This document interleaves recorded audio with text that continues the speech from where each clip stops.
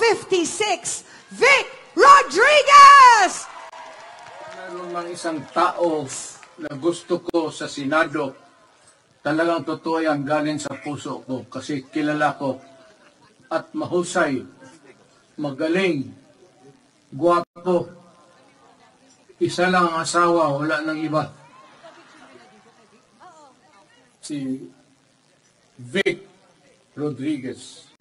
Huwag ninyong kalimutan, magaling, matalino, guwapo, makumbaga. Tambul. Hindi babaero ha, baba, makumbaba. Vic Rodriguez, walang talo, matalino, mabait, at honest. Republika ng Pilipinas, ang kanyang partido, ikaw at ako, sambayan ng Pilipino, ang kanyang kaalyado. Attorney Vic Rodriguez, Attorney Vic Rodriguez. Vic Rodriguez, walang talo, matalino, mabait, at honest. Attorney sambayan ng Pilipino. Iboto, Senator Vic Rodriguez, number 56. Maraming salamat at magandang gabi po sa inyong lahat.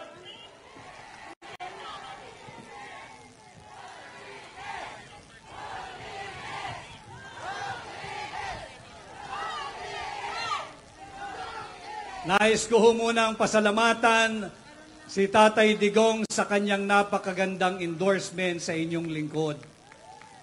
At ngayong gabi, kaming mga kandidato po ninyo, mga aplikante pagkasenador, binibigyan lang po kami ng pantay-pantay na oras na magsalita at makipag-ugnayan po sa inyo. At ngayong gabi, alam ko naman na may nagdiriwang ng kanyang kaarawan, kaibigan kasama natin sa Duterte. Batiin natin ang happy birthday si Senador Pastor Apollo Quiboloy. At dahil birthday ho ni Pastor, ako'y mapalad sapagkat nauna po ako sa sequencing kay Senador Bato magsalita. Alam mo ninyo si Senador Bato, napakahirap sundan magsalita. Dadaanin ka sa kanta, napakagaling kumanta. Hindi pa nakontento, napakahusay sumayaw, malambot ang bewang. Bibigyan ka pa ng napakagagandang pagtalumpati. Kanya nung isang gabi ho, siya yung sinundan ko. Kako, hindi ko yata gabi ngayon sapagkat ang susundan ko magsalita ay si Senador Bato. Subalit ngayon, nauna ho ako sa kanya. But anyway, maraming salamat to sa inyong lahat. Ako po muli ay si Attorney Vic Rodriguez, number 56 sa balota, Pilipino, abogado, maisog.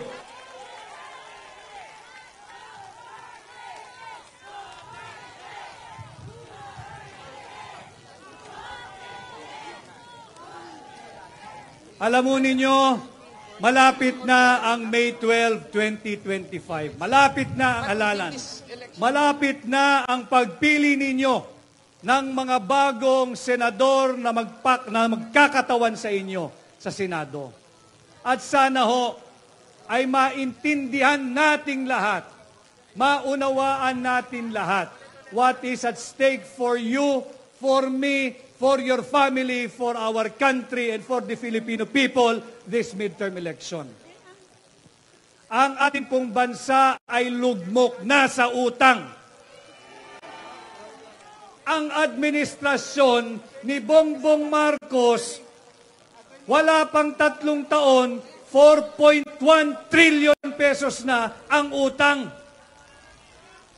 Saan nila linalagay yung pera ninyo?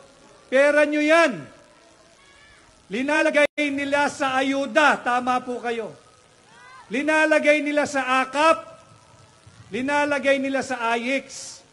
Kanya ngayong gabi, ako po'y may mga bagay na ipapakaiusap sa inyo.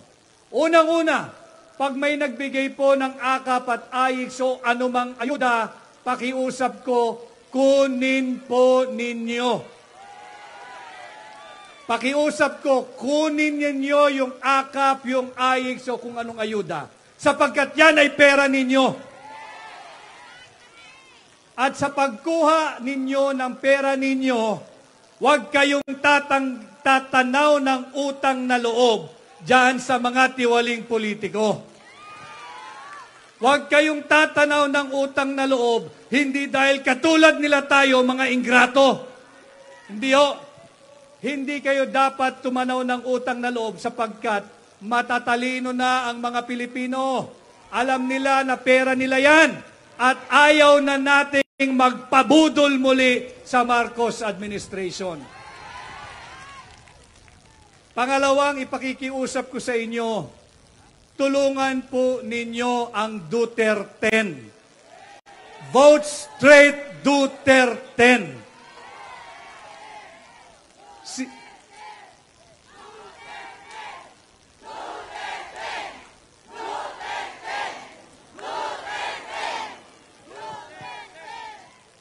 Sino ho ba ang nais nating patuloy ipagtanggol si Tatay Digong? Pakitaas ang kamay.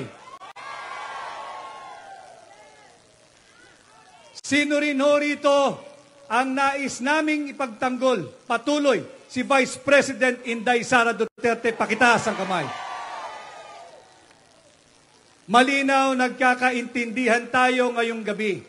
Kinakailangan po natin ng sapat na numero, ng sapat na bilang sa Senado upang ipagtanggol natin si Tatay Digong at si Vice President Inday Sara Duterte.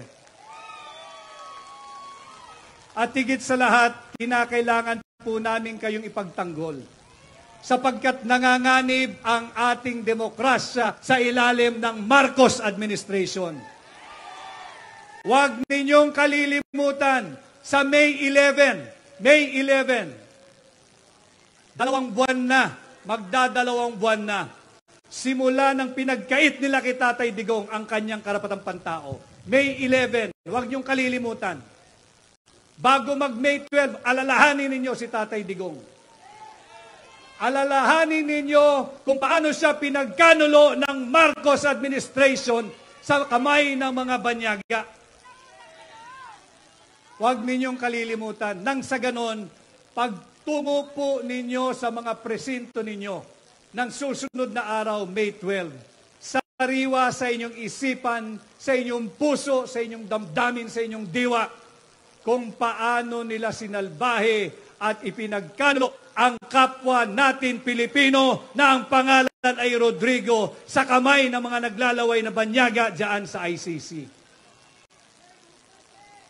Ganon din ho, si Vice President Inday Sara, itong pinakahuling survey, 59% ng Pilipino ang nagsabi, approve kami kay Sara Duterte. Hindi po natigil dyan. Higit na mataas. 61% ng mga Pilipino nagsabi, tiwala at panatag ang loob namin sa pagkatao at liderato ni Inday Sara Duterte. Yan ba ang Vice Presidente na dapat i-impeach ng mga tiwali at elitistang kongresista? Kinakailangan namin ng tulong ninyo. Kinakailangan natin ng sapat na bilang at numero sa Senado. At dito naman ho, mga kababayan, huwag ninyong kalilimutan yung mga tiwaling kongresista na pumirma dyan sa illegal na impeachment complaint laban kay Vice President Inday Sara Duterte. Huwag ninyong kalilimutan ang kanilang mga pangalan. Hindi lamang dito sa Iloilo, kundi sa buong Pilipinas. Sisantehin nyo na po sila pagdating ng May 12, 2025. Huwag na natin silang ibalik sa Kongreso. Maglagay na kayo ng bagong kinatawan sa Kongreso. Kilalanin ninyo ang mga kongresistang pumirma dyan sa huwad na impeachment complaint laban kay Vice President Inday Sara Duterte at sisantehin na natin sila wag nang muling ibalik sa Kongreso. At muli ho, iisa-isahin ko ho yung Duterte, wag po ninyong kalilimutan, Senador Doc Richard Mata. Wag din ho natin kalilimutan si Attorney Senador Raul Lambino. Ang sinundan ko ho, napakahusay din na abogado, Senador Attorney J.V. Hinlo. Nakasama ko kanina sa airport, Senador Jimmy Bondoc. Huwag nating kalilimutan, aking kaibigan, si Senador Philip Ipe Salvador. Siyempre, ibabalik natin sa Senado, Senador Bongo. Ibabalik natin sa Senado, Senador Bato de la Rosa. Idadalhin natin sa Senado, napakagaling na mambabatas, Senador Dante Marcoleta. At siyempre, ang nagdiriwang ng kanyang 53rd birthday ngayong gabi, number 53 sa balota, Senador Pastor Apollo Quiboloy. At muli ho, huwag ninyong kalilimutan ang inyong lingkod, number 56 sa balota. Madali hong tandaan ang aking numero, 56. 56, hindi po siya utang. 56, hindi siya pautang. 56, hindi siya pabigat. 56, kolektibo nating puhunan tungo sa mabuting lipunan. Tulungan po ninyo akong ipangampanya sa inyong kaibigan, kamag-anak, kasambahay, kakilalang Pilipino saan man pong bahagi ng mundo. Muli ho, ako po ay si Attorney Vic Rodriguez, Senador ninyo, Pilipino, abogado, maisog. Maraming salamat.